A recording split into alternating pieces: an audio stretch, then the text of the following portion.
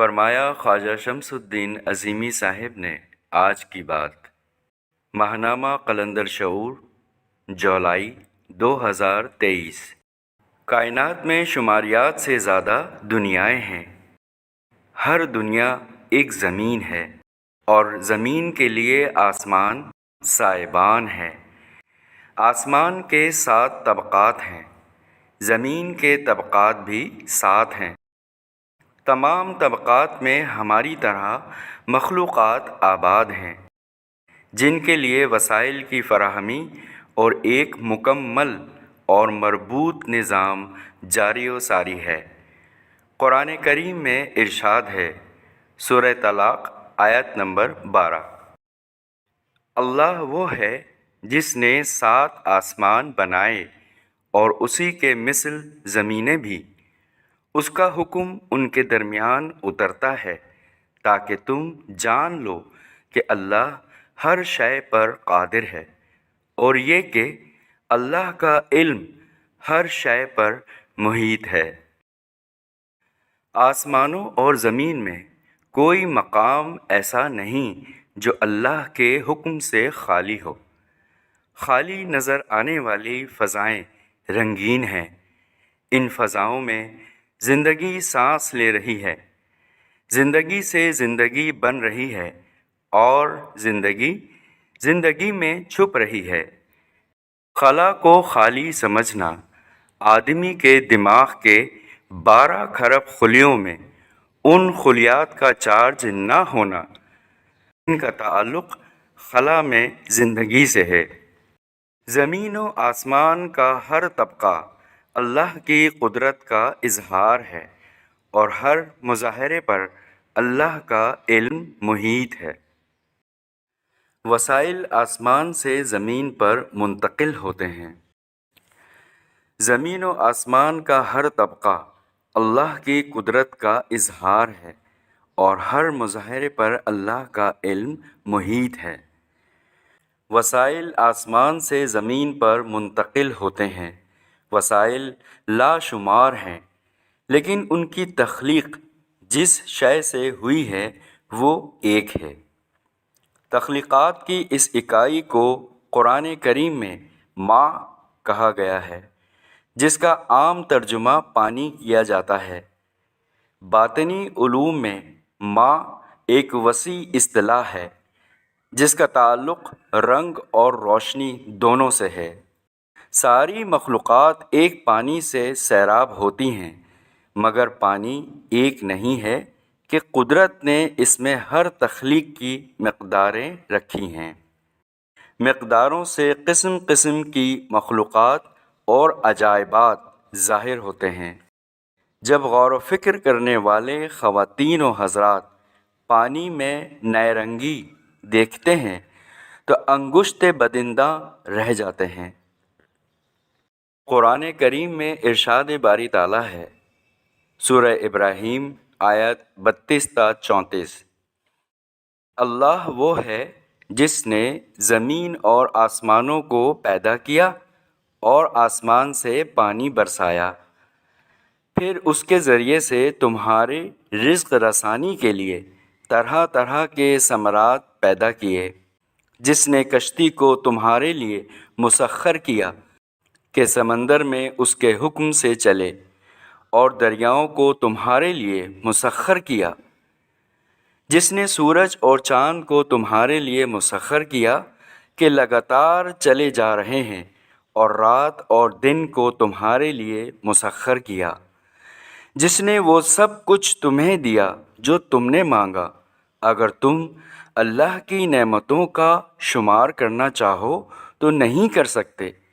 حقیقت یہ ہے کہ انسان بڑا بے انصاف اور ناشکرا ہے۔ آیات کے ہر نقطے میں تخلیقی فارمولے اور علم کا اظہار ہے۔ نمبر 1، آسمانوں اور زمین کی پیدائش۔ نمبر 2، آسمان سے پانی برسنا۔ نمبر 3، پانی سے طرح طرح کے ثمرات یعنی وسائل ظاہر ہونا۔ نمبر 4، کشتی کا مسخر ہونا اور سمندر میں پانی کا کشتی کے لیے راستہ بنانا۔ نمبر 5، دریاؤں کا مسخر ہونا۔ نمبر 6، چاند سورج کی تسخیر اور دونوں کا تسلسل سے اپنے دائرے میں تیرنا۔ نمبر 7، دن اور رات کے حواس علوم پر دسترس۔ نمبر 8، ضرورت کی ہر شے اور شے کا علم عطا ہونا۔ نمبر 9، آدمی کی شماریات سے زیادہ انعامات یعنی علوم۔ آیات اور فارمولوں کو اسی ترتیب سے ڈائری میں لکھیے اور اندر کی روشنی میں سمجھیے۔ احسن الخالقین اللہ کی کبریائی ہے کہ وہ ماؤں کے رحموں میں پانی سے جیسی چاہتا ہے صورتیں بناتا ہے۔ زمین ماں ہے، بارش کا پانی زمین میں داخل ہوتا ہے تو زمین میں موجود ڈائیوں کے مطابق اندر میں رنگوں کو ظاہر کرتا ہے۔ ڈائیاں کیا ہیں اور کس طرح مختلف ہیں؟ جڑواں بچوں کی مثال سے سمجھیے۔ رحم میں ہر بچے کی ڈائی الگ ہوتی ہے، دونوں کو ایک غذا ملتی ہے، وہ غذا جو ماں کھاتی ہے، مگر ڈائی مختلف ہونے سے جہاں بعض جڑواں بچے ایک دوسرے سے غیر مشابہ ہوتے ہیں، وہاں انتہائی حد تک شباہت رکھنے والے جڑواں بچوں کی بھی شکل و صورت اور جسامت میں فرق ضرور ہوتا ہے۔ یہی صورت اماں زمین کے بطن میں نشوونما پانے والی مخلوقات کی ہے۔ خالق کائنات اللہ نے ہر شے پانی سے پیدا کی ہے اور مخلوق کے لیے پانی کو مسخر کر دیا ہے۔ قابل غور ہے کہ ہم جسے پانی سمجھتے ہیں وہ پانی کی محض ایک حالت مائع ہے، جبکہ پانی اپنی تمام حالتوں کے ساتھ پانی ہے۔ دیگر حالتیں ٹھوس، گیس، ہیولہ اور روشنی وغیرہ ہیں۔ اس حقیقت کو مد نظر رکھتے ہوئے سورہ ابراہیم کی آیات پر تفکر کریں تو سمندر سے لے کر چاند، سورج اور دن رات کی تسخیر، ہر نقطے میں پانی کے نظام کا انکشاف ہوتا ہے۔ مثال، اللہ تعالیٰ نے کشتی کو انسان کے لیے مسخر کیا ہے۔ کشتی لکڑی اور دھاتوں سے بنتی ہے۔ انسان کو علم عطا کیا گیا ہے کہ وہ لکڑی اور دھاتوں پر تصرف کر کے کشتی بناتا ہے، اور اللہ کے حکم سے اس کی بناوٹ میں اس ٹیکنالوجی سے استفادہ کرتا ہے جس سے کشتی سمندر میں چلتی ہے۔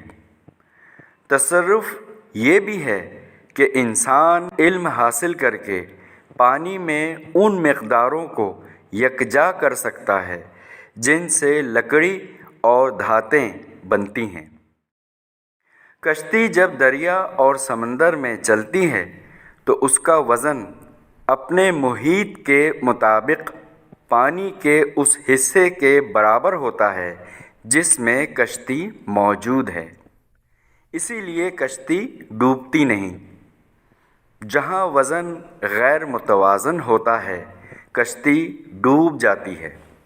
جب کوئی شے مسخر ہوتی ہے تو اس شے سے منسلک نظام کا علم جتنا اللہ چاہے انسان کو حاصل ہو جاتا ہے۔ قارئین ان آیات میں غیر جانبدار ذہن سے تفکر کریں تو رموز منکشف ہوں گے اور اندر میں تخلیقی صلاحیتیں بیدار ہوں گی۔ خالق کائنات اللہ تعالیٰ نے فرمایا ہے، اللہ وہ ہے جس نے زمین اور آسمانوں کو پیدا کیا اور آسمان سے پانی برسایا، پھر اس کے ذریعے سے تمہاری رزق رسانی کے لیے طرح طرح کے ثمرات پیدا کیے۔